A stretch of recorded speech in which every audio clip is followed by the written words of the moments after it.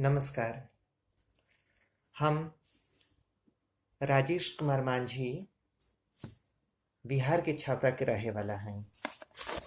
आज रवा सबके बीच में उपस्थित बानी एगो विषय लेके पचरा गीत जौन दुसाह जाति में गावल जाला।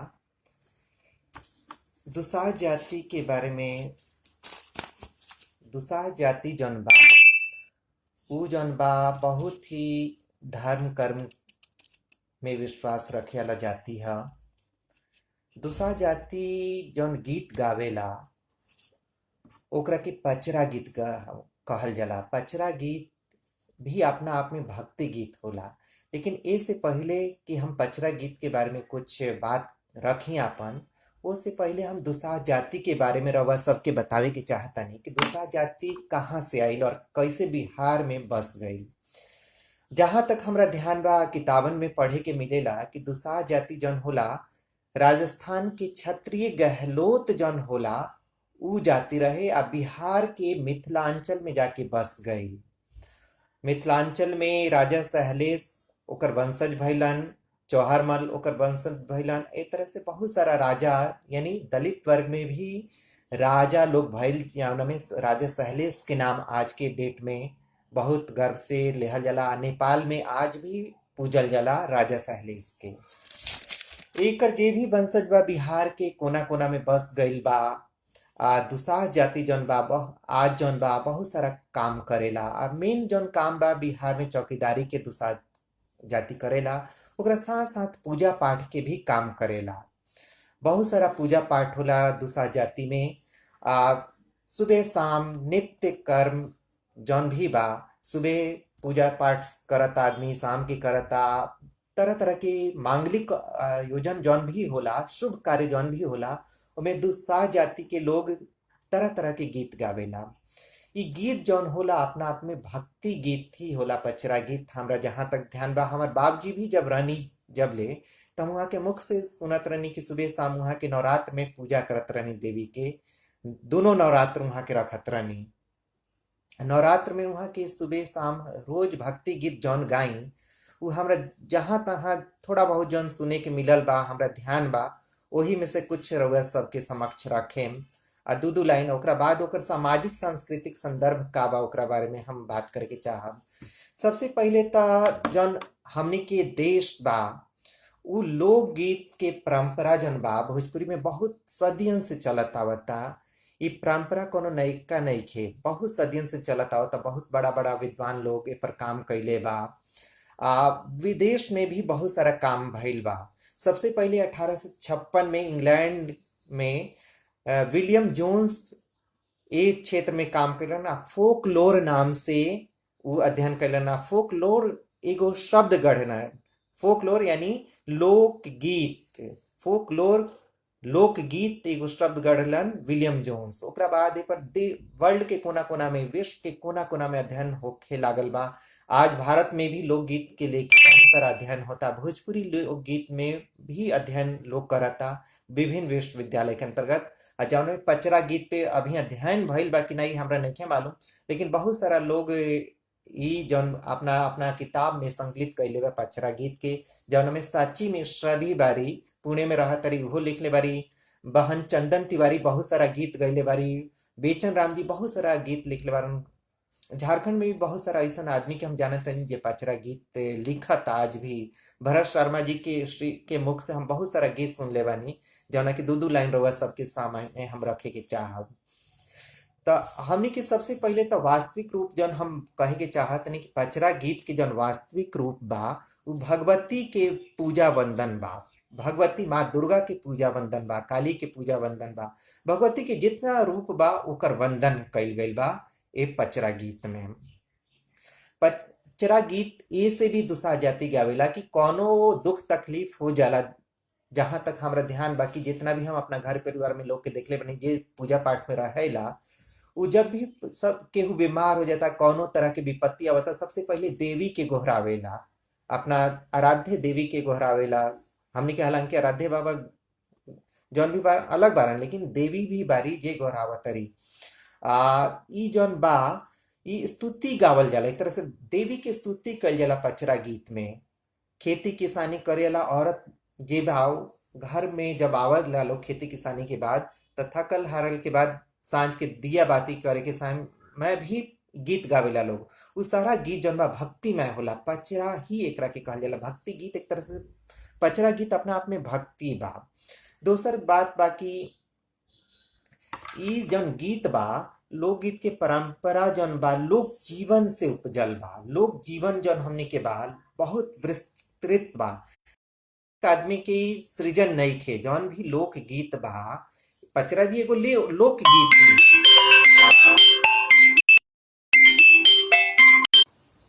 पचरा भी अपना आप में सारा जौन भी परंपरा, एक आदमी हम कहत रहनी कि एक आदमी एक गीत के सृजन। ई लाइव प्रोग्राम में केहू के बार बार गुड लक कह के फोन करत तानी, जे भी बानी वहाँ के बहुत बहुत धन्यवाद। लेकिन हम अपन बात रखनी, ओकरा बाद रउआ से बात करे मान्यवर। बीच में आप रउआ से आग्रह बा कि अभी गुड लक शुभकामना मत दही, बाद में बात कइल जाला रउआ से।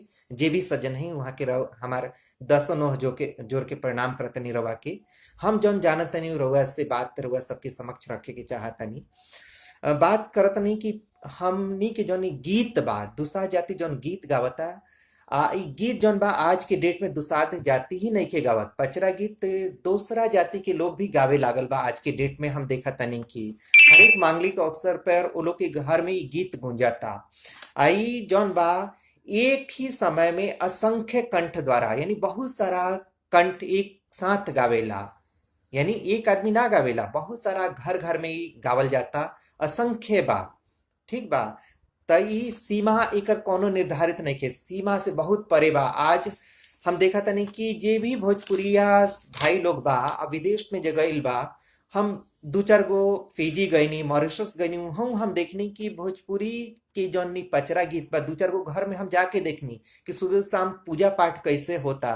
कमला कुंजन जी बारी मॉरिशस में, उनका घर के आसपास हम देखनी कि केंगा पूजा पाठ होता। तो वहाँ के घर में हम देखनी कि पूजा पाठ के समय गीत जौन गावल जाता वो पचरा गीत ही बा, देवी के गीत ही बा। त ई देवी गीत में हम एगो चीज ई कहे के चाहतनी कि देवी गीत कई जगह हम देखले बनी कि एक पक्षीय नइखे। यानी हम नी के जौन यानी जौन गायक बा, जौन भक्त बा, केवल आपन बात नइखे कहत देवी से, अपना मन के गुहार नइखे करत। हम देखा तनी उमें संवाद भी होता, देवी के साथ संवाद भी चलता। और संवाद कवना तरह के बा ओकर एगो उदाहरण हम देवे के चाहेम कि एगो बा कि बहुत फेमस गीत बा, बहुत बड़ा बड़ा गायक लोग गईले बा। लोग चंदन बहन भी शायद गईले बारी कि ना, लेकिन वो दूसरा गीत के गईले बारी बहुत सारा। उनका मुख से हम सुनले बानी चंदन तिवारी के, लेकिन भरत शर्मा जी के भी मुख से सुनले बानी, दूसर गायक लोग भी गईले बा कि निमिया के डार मैया डालेली झुलानावा की झूमी झूमी, मैया गावेली गीत की झूमी झूमी। झुमत झुमत माई के लगली पियसिया की चली भैली, मलहोरिया दुआर की चली भैली। जाई के पहुँचली मैया मालिनी दुआरिया की ठार भैली, मलहोरिया दुआरिया की ठार भैली। हम जौना रूप में सुनले बानी, हो सकता ओकर अलग किस्म भी होके, लेकिन जौन हम अपना घर में सुनले बानी उहे हम रउआ सबके बतावे के चाहतनी कि जौन हमर बापजी गावत रहनी ओमे एगो हम संवाद देखनी। ओकरा बाद ई संवाद आगे बढ़ता कि देवी मालिन से कहत तरी, जब ओकरा द्वार पे पहुंचत तरी तो उनका प्यास लागल बा, तो उ जाके जगावत तरी मालिन के। आ ओमे का कहत तरी कि सूतल बारू की जागले मालिन झाक एक, हमके पानिया पियावा की झाक। त एमे हम ई देखत तनी एक पक्षी नहीं के, हम ई जौन कहे के चाहतनी, हमर बाबूजी जब गावत रहनी तो हम ई ध्यान देतनी कि एक पक्षी संवाद ना, एक पक्षी ना होके संवाद चलत रहे। तो उ जौन मालिन बिया, मालिन उ कहतिया कि कैसे में पानिया पियाई ये शीतला माई मोरा गोदी, कैसे में पानिया पिनाइए मालिन मोरा गोदी, बारे बालका तुहार की मोरा गोदी, बारे बालका तुहार की मोरा गोदी। इस संवाद आगे बढ़ता तो हम ई सुन ले बानी कि संवाद में जब मालिन कहता कि हमरा गोदी में तो बच्चा बा देवी, हे देवी हम रउआ के पानी कैसे पियाई, रउआ पियासल बानी, हमरा द्वार पे आई बनी, तो हम रउआ की हम कैसे सेवा टहल करी। देवी मालिन से कहा तारी कि बालक सुतावा मालिन सोने के खटोलावा की झाकाए का, हमके पनिया पियावा की झाकाए का। तो ई संवाद शैली बा, कहे के मतलब बा कि एमे एगो संवाद चलता देवी के गीत में, और निमिया के डार में ये डाली ई संवादात्मक गीत बा। यानी हम ई जौन लोक के गीत जौन बा, ई लोक परंपरा के जौन गीत बा निश्रित भइल बा, अनेक कंठ से निश्रित भइल बा, एक आदमी नइखे गइले, आई बहुत सारा लोग के एक के साथ गावल गइल बा। आई मौखिक के जौन परंपरा बा, श्रुति जौन परंपरा बा, सुन के जौन श्रुति मतलब सुन के जौन परंपरा ई आवत चलत आवता, हम जौन सुनले बानी, हम आवे वाला पीढ़ी हमार सीखी, हमार बाप जी जौन सीख ले रहनी, हमार दादा परदादा से सीख ले रहनी। हम बहुत सारा चीज इस शहर में आके भुलाते हैं, लेकिन बहुत सारा चीज अभी भी हम प्रिजर्व करके संरक्षित करके चाहते नहीं कि जौन गीत बा परंपरा बा वो यही आगे बढ़त रहे दूसरा से पीढ़ी तक। आई हमने के सब आदमी के ई कर्तव्य बा, जे भी जमना जाति संप्रदाय से बा, कि वो जाति संप्रदाय से संबंधित जौन भी पारंपरिक चीज बा ओकरा के संरक्षित करे। यही में हम कुछ और गीत रउआ सबके समक्ष प्रस्तुत करे के चाहब, दू लाइन कि एगो गीत हमर बाबूजी औरो गावत रहनी कि ई जौन बा एमे संवादात्मक नइखे, लेकिन जौन भक्ति बा जौन ओकर एथी विश्वास बा भक्त के अपना देवी के प्रति, कि इतना मतलब अतुलनीय बा, इतना आस्था बा कि ओकरा डर लागता कि अगर कोनो हम चीज अपना देवी के चढ़ावत तनी, आराध्य देवी के चढ़ावत तनी, तो कोनो तरह से मलिन ना हो कि गंदा ना हो के। एगो गीत हम जब सुनले बानी बाबजी के मुख से, बाबजी हमारा अब नहीं खी, वहाँ के 2012 में एक्सपायर हो गए नी, तो ज्यादातर उन्हें के हम मुख से इस गीत सुन ली कि वहाँ के एगो गीत गावत रहनी कि अढ़ौल के फुलवा मैया भंवरा जूठी आवलक से कैसे हो कैसे नाम, अढ़ौल के फुलवा मैया भंवरा जूठी आवलक से कैसे हो कैसे ना, माई के फुलवा हम चढ़ाई कि कैसे हो कैसे नाम।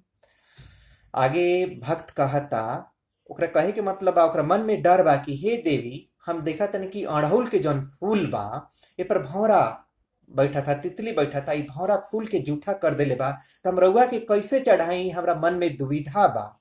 त दुविधा ओकरा मन में बा, इतना प्रेम करता अपना देवी से, इतना भक्त प्रेम, इतना लगाव बा देवी से कि ओकरा मन में डर बैठ गइल बा कि त फूल जूठा बा, त जूठा फूल हम अपना देवी के कैसे चढ़ाई, हमार देवी हमरा पे कहीं गुस्सा ना हो जात, नाराज ना हो जात हमरा ये गलती पे। फिर वो आगे कहता कि गंगा जी के पनिया मैया मछरी जूठी आवलक से कैसे हो कैसे ना, माई के जलवा हम चढ़ाई कि कैसे हो कैसे ना, माई के जलवा हम चढ़ाई कि कैसे हो कैसे ना। आगे कहता कि गैया के दूधवा मैया बछरा जूठी आवलक से कैसे हो कैसे ना, देवी के खीरवा हम चढ़ाई कि कैसे हो कैसे ना, देवी के खीरवा हम चढ़ाई कि कैसे हो कैसे ना।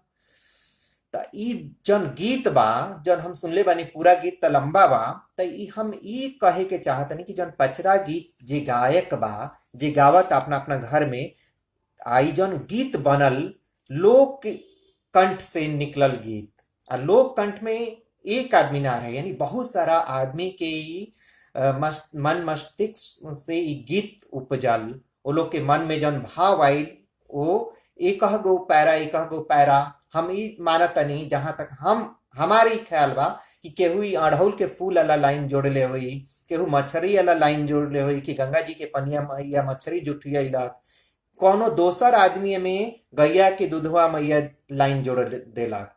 त ई बहुत सारा आदमी मिलके गीत के सृजन कैलक। आई कालांतर से आज तक चलता होता, बहुत प्राचीन समय से चलता होता, जौन बहुत सारा ओकेजन पे गावल जाला। यही में दूसर एगो गीत बा कि भरत शर्मा जी गईले बानी, तो उ अपना आप में भक्ति गीत भी बा, पचरा गीत भी बा। वहाँ के एगो बा कि लाल रंग सिन्होरा बा, लाले रंग की लाले रंगवा नाम, सिन्होरा बा लाले रंग मुंदरिया, लाले रंगवाना, माई के सोहेला चुनरिया हो कि लाले रंगवाना। त ई जौन भरत शर्मा जी गईले बनी, या दोसर गायक गोय के लोग जौन बा, त ऊ जौन बा जौन चीज उनका वस्त्र में, जना जीवर में सुंदर स्वरूप के दर्शन होता, ओकर वर्णन कइल गइल बा। आ उ वर्णन ए से कइल गइल बा कि में जे भी महिला लोग बा, उ देवी के प्रतिबिंब बा। हमार जन मानना बा, हमार आप जी से जन देवी बारी, हम देवी दुर्गा, दुर्गा बारी, माँ दुर्गा के जौन स्वरूप बा, शेर के सवारी करत तारी, शेर के सवारी करत तारी, हाथ में त्रिशूल बा, औरो चीज भी बा। हमार जौन बा देवी के स्वरूप जौन ई बा, देवी के स्वरूप ई कहता कि ना समझा, ओकरा के आपन आदर सत्कार दा। नारी जन बिया शक्ति के प्रतीक बिया। हमनी के समाज में आज जन ओकरा प्रति दुराचार होता, गलत व्यवहार होता, उसे डरे के चाही। नारी अबला नहीं खे, सबला बिया। वही से ओकर रूप के कइल बा कि लाले रंग सीन रंग मुंदरिया। तो हर जौन औरत बिया, यही बिया ओकर सुंदर स्वरूप के गुणगान करत हूँ। ठीक बा, गुणगान कल नारी के स्त्री जरूरी बा। हमनी के विकसित तब कहा सन, हमनी के तब विकसित ना कहा सन कि ओकरा प्रति अन्याय होत रहे, घर में दुराचार हो, समाज में ओकर स्थिति ना मिल पाए। देवी के जौन स्थिति बा, महिमा मंडित कइल गइल बा, देवी के स्थान एगो देहल गइल बा कि पूज्य बारी। तो हमनी के घर परिवार में स्त्री भी पूज्य बारी। ये सब गीतन से हमनी के ई सीखे के मिला था कि स्त्री जौन बिया पूजनीय बिया, स्त्री के साथ कोनो गलत व्यवहार ना हो के। ई सामाजिक सांस्कृतिक संदर्भ ये गीत सब से सीखे के मिला था। एगो औरो गीत हम सुनले बानी, जौना में गायक कहतरन कि धोवत धोवत तोहरी मंदिरवा, हथवा खियाइले हो, अरे तब नाही काहे मैया, अरे तब काहे मैया, कौआ बोले से पहिले आइला मंदिरवा। भरत शर्मा जी गईले बानी, वहाँ के बहुत बहुत प्रणाम बा। हमारे दोसर गायक लोग भी गईले बा गीत के कि धोव कौआ बोले से पहिले आइला मंदिरावा, हाजिर बावे सेवा में हमारो शरीरावा। त ई जौन गीत बा, ई जौन गायक बा, जौन भक्त बा, उ ई कहे के चाहता कि हे देवी, हम रउआ द्वार पे और पूजा पाठ करे, हम कौआ भिनुसार में ही आ जानी, कौआ बोले से पहले रउआ देवल पे आ जानी, पूजा पाठ करे नी। तबहू हमरा से का त्रुटि भइल बा कि हमरा के दर्शन नहीं दे, हमरा के अपन दर्शन देही। ए गीत में ई गावल गइल बा, बतावल गइल बा। एगो गीत औरो बा जौन हम सुनले बानी कि जौन बाबजी गावत रहनी, कि जौन वहाँ के गावत रहनी, ओमे से दू लाइन हम बतावे के चाहे कि कौना बनवा बोलेली कोयलिया, त कौना बनवा मोरवा बोले हो। कौना बनवा बोलेली कोयलिया, त कौना बनवा मोरवा बोले हो। ए देवी हो कौना बनवा बोले जोड़ा हंसा, कि देवी मोरा रुसल बारी हो। त ए गीत में जौन बा हम ई सीखनी, ई जननी अपना बाबूजी से कि एगो जौन बा भक्त जौन बा अपना देवी के गोहरावता मनावता कि हे देवी जौन हमरा घर परिवार पे अपन आशीर्वाद दीही।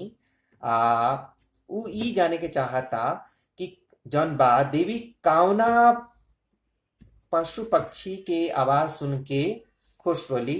एक गीत से हमरा ई जाने के मिलल, ई हम समझ पैनी कि देवी के कुछ पक्षी सन के गीत भी मन भावन लागत हुई। ऐसे ही गीत गावल गईल बा, लिखल गईल बा। हमनी के जौन संस्कृति बा जौन समाज बा उ एक गीत के सृजन कैले बा, एक आदमी नहीं कैले, समाज कैले बा। त समाज में उ ई जौन मानल गईल हुई कि देवी के कुछ गीत भी, कुछ मधुर स्वर भी चिड़ै सन के अच्छा लागत हुई। ओसे ही कोयल के, मोर के आवाज आ जोड़ा हंस के आवाज के बात कहल गईल बा।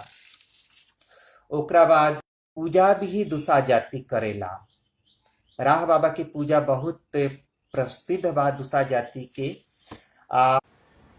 ओ अवसर पर भी बहुत सारा गीत गावल जाला, जौना में गंगा के निमंत्रण के गीत होला कि पांच पत्ता पनवा हो लिहला, पांचो हो सुपरिया, चली भैले जयपत गंगा के नेवते हो। ई सबसे पहिलका गीत गंगा नेवतन के गीत होला ओमे। तई अपना आप में भक्ति गीत भी बा।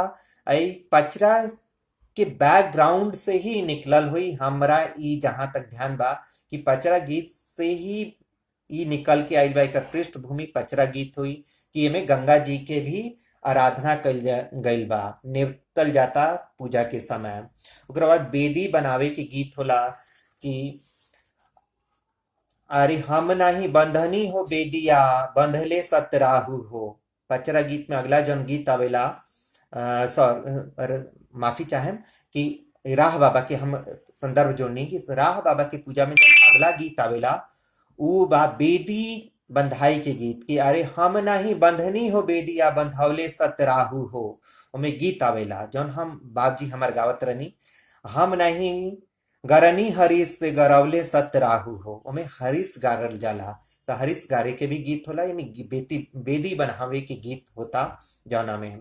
ओकरा बाद भक्त के नहाए के गीत होला कि पावे पावे भीमल हो चलले गंगा जी के तीर, पावे पावे भीमल हो चलले गंगा जी के तीर, सूतल बारू की जागले गंगा, निंदिया में तू भरमल, दिह तू दर्शने गंगा, करती हम स्नान। हम ओ आवाज में त ना गा पाए, लेकिन हम ई बतावे के चाहतनी ओ राग रागनी त हमरा नहीं मालूम, लेकिन ओमे ई चीज गावल जाला कि भक्त नहाए के समय गीत गावत रहे ई चीज। ओकरा बाद एमे गीत आवेला कि नहाए के गीत, गंगा सूखी गईली हो, जमुना सूखी गईली हो, सूखी गईले सरग पाताल, सोरही के दूधवाए बाबा उहो सूखी गईले हो, रोवेले हो भीमला भगतवा नैना ढारे लोर। त ई जौन बा ई नहाए के गीत भी चलता, तो एकर पृष्ठभूमि भी कहीं ना कहीं वो भक्ति गीत, वो पचरा गीत से ही संबंधित बा कि जौन जौन भक्त बा अपना आराध्य के पूजा करता, गंगा माई के पूजा करता। तई इहो चीज बा कि नहाए के गीत हो चलता। नहाए के बाद ई गीत आवेला, छोटे मोटे सतरा हुए देवता मुट्ठी भर डार। छोटे मोटे सतरहु गोसैया मुट्ठी भर के डार। एमे जौन बा भक्त जौन बा ऊ अपना राह बाबा के अपना शारीरिक ढांचा के वर्णन करता कि जौन भक्त राह बारन ऊ त जौन पुजारी बारन छोट बारन, ठीक बा, और उनकर शारीरिक रचना जौन बा उनकर डांर जौन बा बहुत पातर बा। ई सब गीत बा। ओकरा बाद कपड़ा पहनावे के आवता। ओकरा बाद बहुत सारा गीत आवता। ओकरा बाद सांझा एगो गीत गावल जाला। सांझ के जब राह बाबा की पूजा होला तो हमें सांझ के भी गीत गावल जाला कि काथी के हो दियावा काथिए के बाती हो, माटिए के दियावा हो दियावा रुइए के बाती हो, आके करा घर के दियावा हो दियावा के करा घर के बाती हो, आके करा घर के दियावा हो दियावा के करा घर के बाती हो। तो एमे ई बात ध्यान देवे के बा कि एहू में एगो संवाद चलता। ओमे जन भक्त बाई बतावे के चाहता कि कहाँ केकरा घर के दिया बा केकरा घर के बाती बा। ओमे उ खुद आगे बतावता कि कोहारा घर के दियावा हो दियावा धोबिया घर के बाती हो, आ तेलिया घर के तेलावा हो तेलावा जरेला आधी राती हो।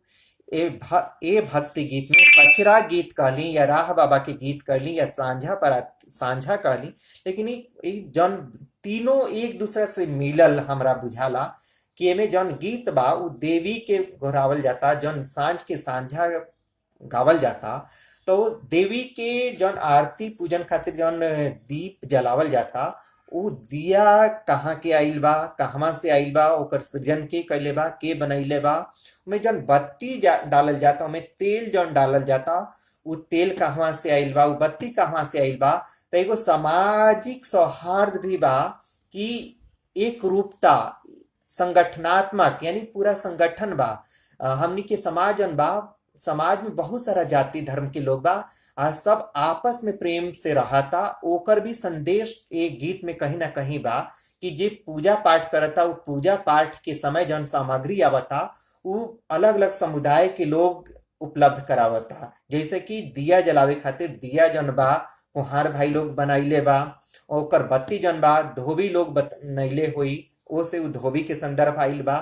त ओकरा बाद जौन तेल में डालल जाता उ तेल जौन बा तेली भाई लोग यहाँ से आइल बा, तेल पेड़ले हुई लोग। तो उ जाना जी इस तरह से मतलब हमनी के समाज जौन बा हमनी के सामाजिक समरसता के प्रतीक बा। ई गीत जौन बा उ प्रतिबिंबित करता कि हमनी के समाज जौन बा हमनी के सब आपस में मिल के रहत रहनी सन। समाज में कोनो तरह की कटुता ना रहल आ ना रहे के चाही। ई गीत ई भी बतावता। तो इहे हमरा बुझाता ई गीत के माध्यम से। ओकरा बाद एगो औरो गीत आवेला दल साजे के गीत। हमरा जहां तक ध्यान बा कि बाबूजी बतावतन कि दल साजे के। अब दल का कोनो सेना के दल ना हा, उ पूजा पाठ के एगो आपन टुकड़ी कहली कि धीमे धीमे बाजन बाजे बाजे काठ ताल, धीमे धीमे बाजन बाजे बाजे काठ ताल। वो गीत के हमर अगला लाइन ध्यान नहीं खावत, लेकिन वो बाजा बजावल जात रहे आ एगो दल सजावत जात रहे कि एगो टुकड़ी बने कि जौन जाके देवी के स्थान पर मंदिर में या जौन भी स्थान बा निमिया माई होकर से जौन भी माई होकर वो जाके पूजा पाठ कर जाओ। ये राह बाबा के पूजा में ई गीत आवेला, लेकिन एक जौन बा एकर संदर्भ भी बा कि समाज जौन बा एक रहे, एगो दल सजावल जात रहे। यानी हमनी के जौन पूरा समाज बा, भारतीय समाज जौन बा ई जौन बा एक निष्ठ बा, एक रूपता बा। हमनी के आपस के जौन दिल के तार जुड़ल बा एक दूसरा से। हमनी के हरेक आदमी, हमनी के धमनी में बहे वाला खून के रंग त एके बा।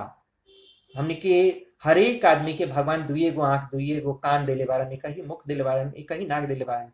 त ई हमनी के समाज में जौन बा प्रेम के परिचायक बा कि हमनी के केहू से भेदभाव ना करी इंसान। वही से ई दल सजावे के बात भइल बा। ओकरा बाद एगो औरो गीत आवता कि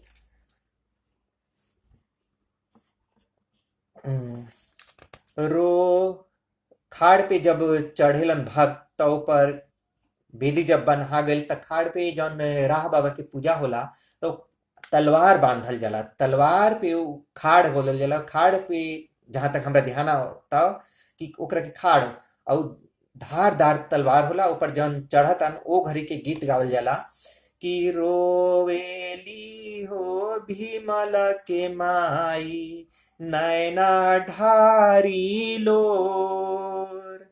रोवेली हो भीमला के माई नैना ढारी रो। कैसे तू सहबा बबुआ दुर्गा जी के धार। ई दुर्गा जी के धार, धार यानी दुर्गा के प्रतिरूप बा। धार जौन बा तलवार के जौन धार बा ओकरा के दुर्गा कहत तारी माई। ये में ई संदर्भ आवता कि हरेक माँ के, पूरा दुनिया के जितना भी माँ लोग बा लोग, वो लोग के हमारे प्रणाम बा। माँ के ममता इतना बा कि उ हरदम ई चाहेले कि ओकरा बच्चा के कोनो कष्ट ना होखे। भीमल भगत जब तलवार पे चढ़तारन, दुर्गा के प्रतिरूप बा उ तलवार, तो उनकर माई कहतर कि हे बेटा हमरा बहुत दुख है, हमरा बहुत डर बा कि तुम हे धारदार तलवार पे चढ़तारा त कर धार कहीं तहार पैर में कोनो जख्म ना कर देवे। ओ से उ रो रो के अपन बात कहता रही कि रोवेली हो भीमला के माई नैना ढारी लोर। कैसे तू सहबे बबुआ दुर्गा जी के धार। तो ओमे भीमल भगत फिर संवाद आवता। संवाद के पहले बात कहनी है कि जौन गीत बारी सन हमने के पचरा गीत या भक्ति गीत जौन बा संवादात्मक शैली में बा, संवाद होता। तो उ भक्त अपना माई से कहा तारन कि तोहरा लेखा हउए माता दुर्गा जी के धार। तोहरा लेखा हउए माई दुर्गा जी के धार। यानी ई जौन धार बा तलवार की जौन नुकीलापन बा, पैनापन बा, हे माई ऐसे हमरा कोनो चोट ना पहुंची। जेंगा तहार आशीर्वाद हमरा पर बा, यानी पूरा संसार में माई लोग के जौन आशीर्वाद बच्चा लोग पर बा, ओहिंगा हमनी के आराध्य देवी जौन दुर्गा बारी उ सब पर कल्याण करतारी। उनका आशीर्वाद से हमनी के समाज में जे भी लोग बा, बच्चा लोग बा, जे भी पुरुष बा, माई के कृपा बा कि उनका आशीर्वाद से कोनो तरह की क्षति ना पहुंची, कोनो तरह की चोट ना पहुंची, कोनो तरह के घाव ना पहुंची। ई संवाद होता। ता ओमे आगे इहो बा कि हमरा लेखा हउए माता कमला के फूल। हे माई हमरा जैसन तू मानत अरु हम मानने की कमल के फूल लेखन नाजुक बानी, लेकिन तहार आशीर्वाद बा, माई दुर्गा के आशीर्वाद बा कि हमरा कोनो चोट ना पहुंची, कोनो क्षति ना पहुंची, कोनो घाव ना हुई। हम हे तलवार पे पूजा खातिर चढ़ेम ता। यानी माँ खातिर बच्चा जितना भी बड़ हो जाए वो हरदम छोट ही रहेला, उसे महतारी बाप की चिंता बनल रहेला। एक गीत से हमरा ई सीखे के मिलल बा। ये गीत से इहो सीखे के मिलल, ई पचरा से ही संबंधित बा। भले को राह बाबा के पूजा में गावल जाता, लेकिन ई पचरा गीत भक्ति गीत से संबंधित ही मानल जाई। कैसे में एगो एथी बा, का कहे कि संवाद बा, ऊपर से आराध्य देवी देवी देवता लोग के भी कृपा बा कि हमनी के पूरा संसार ही चरायमान बा। युग युग से चलत आवत ई संसार यही चलत रही, आ माँ के कृपा लोग से ही ई संसार चलत रही हमनी के। एकरा बाद औरो गीत आवता कि रथ साजू रंथ ए साजू भैया रंथ वहिया हो, रंथवा साजना निर्धार। बाबजी हमार गावत रहनी बहुत सारा पूजा। हम तो बचपन में यानी 10th 12th के बाद जब भी गाँव में जाई तो बाबजी हमार पूजा करत रहनी, या पूजा में गीत गाई तो इहो गीत गाई कि रंथ साजू रंथ ए साजू भैया रंथ वहिया हो, रंथवा साजहु निर्धार। एक रात सजिया साहिब अग्नि कोई लिया हो, दूजे रात दूधावा के धार। भक्त जन रथ बनावल जाता देवी के, जन देवी जौना रथ पे सवार हुई हैं उनका रथ सजावल जाता। और पर रथ सजावे के बेरी ओकरा आंख से आंसू गिरता, आंख के आंसू से रथ के आस पर जौन गर्दा धूरा माटी लागल बा तो साफ करे के भी वर्णन होता। हमरा जहां तक ही बुझाता कि अपना आंख के आंसू से रथ के धूल मिट्टी साफ करता। ओकरा बाद कि दूध के से भी ओकरा बाद सफाई करता, वो रथ के साजता, अग्नि के फिर गोहरावता कि हे अग्निदेव प्रकट हुई यहाँ।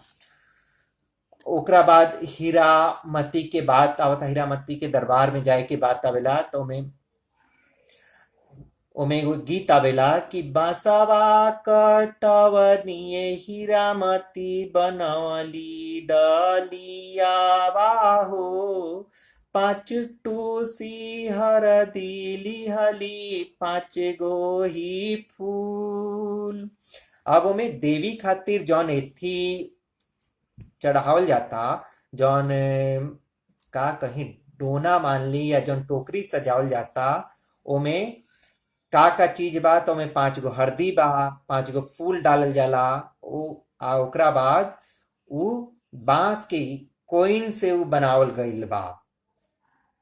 बांसवा कटौली ये हीरामती बनावली डलियावा हो, यानी जौन भक्त बा वो अपना देवी के पूजा करे के समय कांच बांस कटवावता। पहले से बांस जौन काटल बा जौन सूख गईल बा ओसे उ डाली नइखे बनावत, डलिया नइखे बनावत, बल्कि नया बांस कटवावता, ओसे डलिया बनावता देवी के पूजा करे खातिर। और 5 गो हरदी के टूस डालता, 5 गो फूल डालता, लौंग इलायची जौन भी बा, दूब के भी डालता। त ई जौन बा ई बतावे के कोशिश कल गई बा कि जौन भक्त बा वो अपना देवी खातिर जौन भी सामग्री चढ़ावतन तो उ बिल्कुल शुद्ध होके के चाहिए, ओमे कोनो तरह के पहले से मलिन ना होके के चाहिए। ई विचार रख के ई गीत लिखल गईल हुई या हमनी के समाज से ही चलत आवता, जौन राह बाबा के पूजा के समय भी गावल जाला। और ज्यादातर आज की डेट में हम देखा तनी कि राह बाबा की पूजा भी धीरे धीरे समाप्त हो जात बा शहर में बसला के बाद, लेकिन ये धीरे धीरे गीत भी कहीं समाप्त ना हो जाए, ऐसे एकरा के संरक्षित रखे की जरूरत हुई। ओकरा बाद हम देखा तनी कि औरो गीत बा कि सिवान से कि सिवान बांधे के गीत होला, औरो भी गीत होला कुछ। द्वार पर आवे के समय मंडप में धीरे धीरे एगो गीत आवेला कि धीरे पाम रखी हाय राहु हमारा मरैया में, धीरे पाम रखी हाय राहु हमरा मरैया में, धीरे पाम रखी हा। टूटल बाटे धरना घर के, टूटल बाटे धरना घर के, बाबा घूनल बाटे कोरावा। यानी भक्त जौन बा अपना आराध्य देवता के घर में बुलावत त बा, लेकिन उ साथ में ई कहता कि हे देव, हे इष्ट देव, हमरा घर में आई रउआ, और स्वागत बा, लेकिन रउआ से एगो विनती बा हमार कि हमरा घर में रउआ धीरे धीरे पाँव रखेम। काहे रउआ धीरे पाँव रखेम? काहे से कि हमार घर के हालत जौन बा दयनीय बा। एकर जौन धरना जौन पहिले गांव में कच्चा घर होत रहे, ओमे धरना होत रहे, तो उ धरना जौन बा वो बिल्कुल एथी टूट चुकल बा। ओकर जौन कोर बा उ घुना गइल बा, घुन लागल बा। ए से हे बाबा, रउआ कोनो तरह की चोट ना पहुंचे, हमार घर टूट ना जाए, ओसे रउआ हमरा घर में आई, लेकिन रउआ धीरे धीरे पाँव रखी। ई कहे के चाहता। त ई जौन बा अपना आप में एगो ई का कहाई, भक्ति ही कहाई कि जौन भक्त के अपना देव के प्रति जौन पूरा आस्था विश्वास बा, ओकरा इहो डर बा कि हमरा इष्ट देव के कोनो डर चोट ना लाग जाए, कहीं जब वहां के जल्दी से तेज कदम रखी तो वो कहीं गिर ना जाए, कहीं चोट ना आ जाए भगवान के ऊपर। और ओकरा इहो डर बा अपना मन में कि हम गरीब मानी तो ई घर टूट जाई तो कैसे बनाई। ओकरा बाद खाड़ पे चढ़ला के बाद ओकरा बाद उतरे के गीत भी एगो आवता। हम पूरा ई क्रमबद्ध नहीं बता पाओ, जहां जहां हमरा ध्यान आवता उहे बताओ तनी कि खाड़ से उतरे के भी गीत आवेला कि बारह हो बारी सवाए बाबा, झारखंड से निया हो कुशवा हम ओढ़निए बाबा, कुशवे पाहिननी हो कुशवे बिछवनी बाबा, धरती सिरहान।